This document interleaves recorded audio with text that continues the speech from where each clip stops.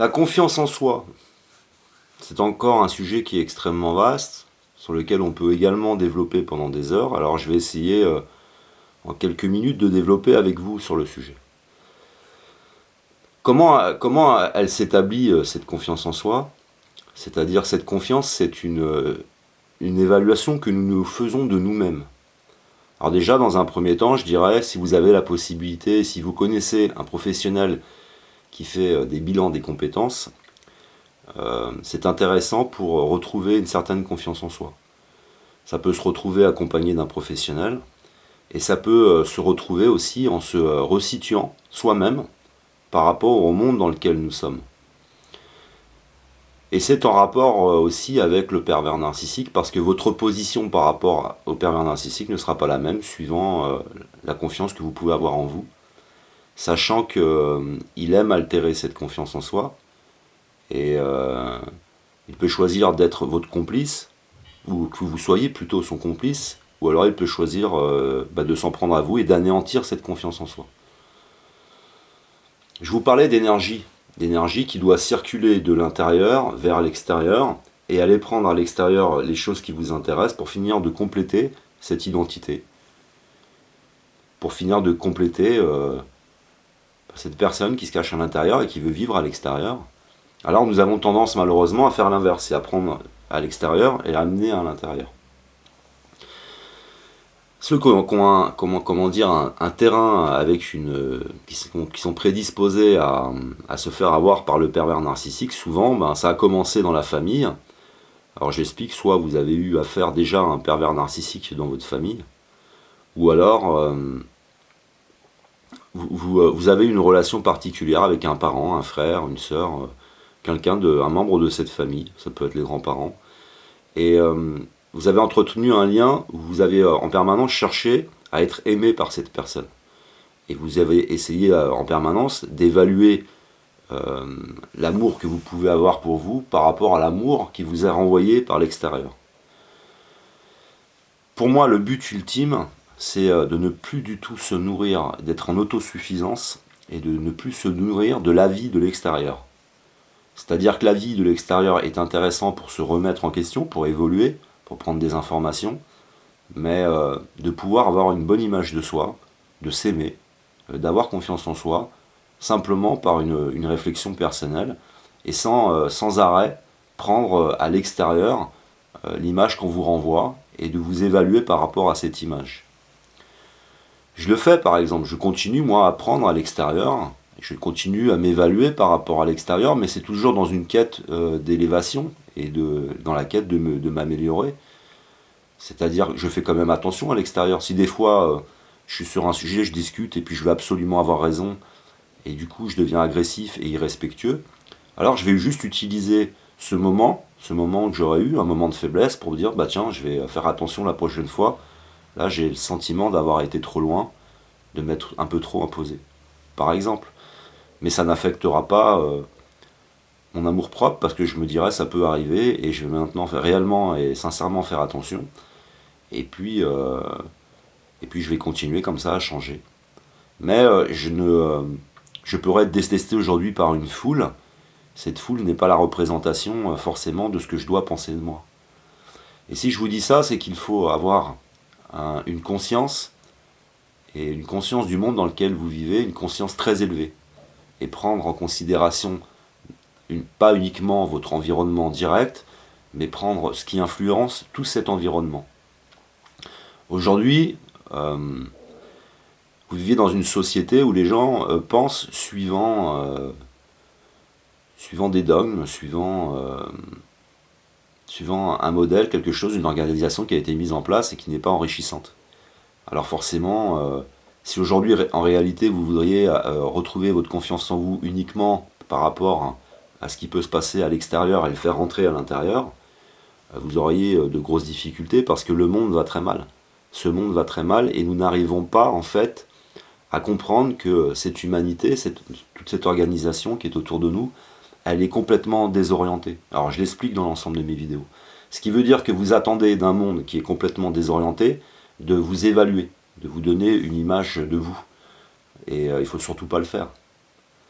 Et je crois qu'après, moi j'ai commencé à un petit peu m'intéresser au regard extérieur, une fois que j'ai assaini mon environnement, et que je n'ai pas pris des gens qui pensent toujours la même chose de moi, j'ai pas pris des gens qui m'adorent, j'ai pris des personnes qui me paraissent équilibrées, et par rapport à eux, j'essaye de m'ajuster, et puis d'évoluer, de changer.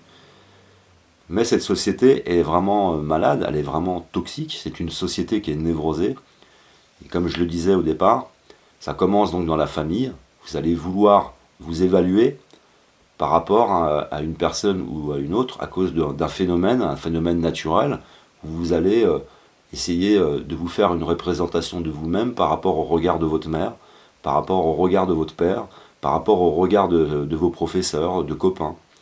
Et malheureusement, ce ne sont pas forcément de bonnes références. Et ça commence comme ça. Ce schéma-là s'installe très profondément et vous allez continuer après, en permanence, à avoir peur de ce qu'on pense de vous. Ça va aller jusqu'à des attitudes, des troubles du comportement que j'ai vécu moi-même, c'est-à-dire vous allez mettre toujours des vêtements où vous êtes sûr qu'on ne va pas vous critiquer, vous allez exagérer tout ce qui est l'apparence, vous allez exagérer tout ce qui est matériel et tout ce qui peut être la représentation de vous-même en ayant toujours peur de mal être considéré, en ayant toujours peur d'avoir commis une erreur de goût, et vous ne vivez plus. Vous êtes en permanence dans cette quête et c'est en permanence l'extérieur qui influence l'intérieur. Alors que je vous le rappelle, vous devez développer votre identité et vous devez vous influencer l'extérieur. Imposer quelque chose. Imposer ce que vous êtes. Et vous aimer. Et pour influencer l'extérieur, il faut s'aimer. Il faut accepter justement de le mettre à l'extérieur. De le présenter aux autres et de l'imposer et de pousser. Et ne pas tenir compte de la masse. C'est une masse de moutons. C'est comme si un berger disait je vais m'aimer en fonction de ce que pensent les moutons de moi. Ça ne se pose pas de question. Et je vous rappelle que les moutons, c'est fait pour quoi? Les moutons, c'est fait pour lui prendre son lait. Un mouton, c'est fait pour lui piquer sa laine.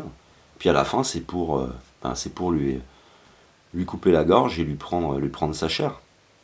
Alors voilà de quoi, souvent, la référence que nous avons pour avoir une évaluation de nous-mêmes, c'est l'extérieur. Alors à un moment donné, il faut se poser et essayer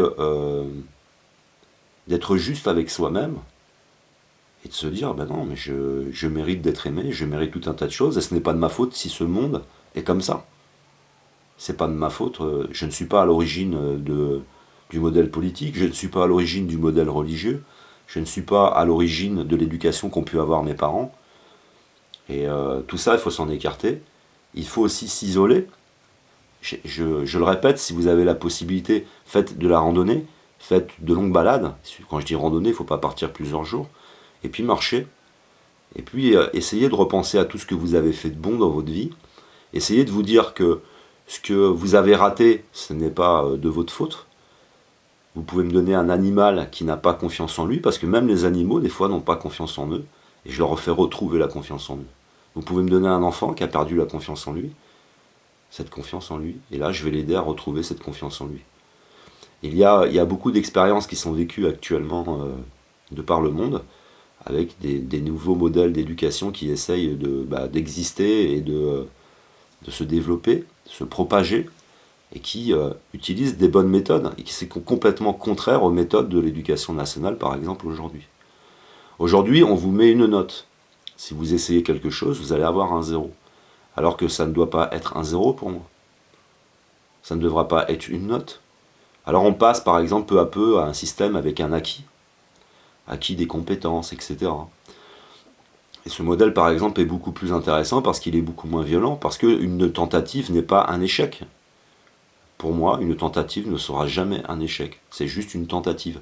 L'échec, c'est quand vous ne pourrez plus faire de tentative. Là, c'est un échec. Ça veut dire que je pense que votre expérience sur Terre, votre expérience terrestre est terminée. Mais tant qu'il vous sera donné la possibilité d'essayer, à partir du moment où vous faites par exemple un marathon, les premiers pas, vous êtes en train d'essayer. Alors si vous vous arrêtez à un moment donné, c'est un arrêt, c'est pas un échec, et puis vous pouvez repartir, recommencer, peu importe le temps que ça prendra, pourvu qu'au bout d'un moment, il y ait une réussite. Donc un échec pour moi, c'est quand vous n'avez plus la possibilité de vous représenter. Et souvent, vous n'avez plus la possibilité de vous représenter, non pas à cause de vous, mais à cause de l'organisation qui est en face de vous, et qui est une organisation qui organise la compétition. Et ce système de compétition est terrible.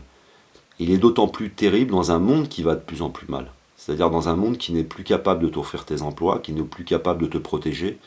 Alors c'est de plus en plus difficile de s'évaluer, alors que la situation extérieure n'est pas propice à acquérir cette confiance en soi. Donc vous voyez, il y a beaucoup de choses qui viennent, qui sont interdépendantes, qui viennent se croiser, qui fonctionnent ensemble, entre un modèle qui est un modèle de compétition et qui est parfaitement injuste, parce que il y a eu de très grandes personnalités qui se sont élevées et qui ont eu au départ, qui ont été en échec scolaire, qui ont eu des difficultés dans la famille et qui se sont révélées être des personnes exceptionnelles. Mais ces personnes ne se sont pas arrêtées là. Ils ont su mettre à l'extérieur tout ce qu'ils avaient de bon, pousser, et sans prendre en considération les avis extérieurs. Donc pour la confiance en soi, c'est comme pour le reste, c'est aussi un bon moyen de combattre le pervers narcissique, parce que si cette confiance en soi, si c'est pas une confiance en soi qui est juste relative, si elle est vraiment à l'extérieur, si vous arrivez à la mettre à l'extérieur et à vraiment la sceller à l'extérieur, le pervers narcissique aura beaucoup de mal à vous combattre. Après, s'il sent qu'il y a des failles, c'est qu'il sent que cette confiance en soi n'est pas très solide, alors il creusera un peu, voir s'il n'a pas des ouvertures, des portes qu'il peut ouvrir, quelques faiblesses, mais si elle est parfaitement établie, si vous lui faites face comme ça, et vous faites front avec une véritable confiance en vous, il ira plutôt chercher une petite brebis égarée qui n'a pas confiance et qui peut manipuler. Donc voilà pour la confiance en soi, ça peut être développé. N'hésitez pas, si vous avez des choses à rajouter sur la confiance en soi, pourquoi pas les mettre dans les commentaires. Si vous croisez des vidéos qui sont plus explicites que la mienne, les mettre dans les commentaires, et puis continuer à étoffer notre raisonnement. Mais voilà, je voulais faire une petite vidéo sur la confiance en soi, puisque j'ai une personne avec qui j'ai eu quelques échanges et qui m'a parlé de ce désir, de cette quête de retrouver une certaine confiance en soi. Et que si vous avez perdu aussi cette confiance en soi avec le pervers narcissique, elle est réparable. Elle est parfaitement réparable. Des fois, même en réalité, vous n'avez pas véritablement de confiance en vous, mais c'était quand même déjà important le peu que vous possédez et vous la retirez. Alors c'est peut-être le moment de reconstruire vraiment une véritable confiance en soi, beaucoup plus solide, beaucoup plus puissante, beaucoup plus à l'extérieur, et puis retrouver un équilibre.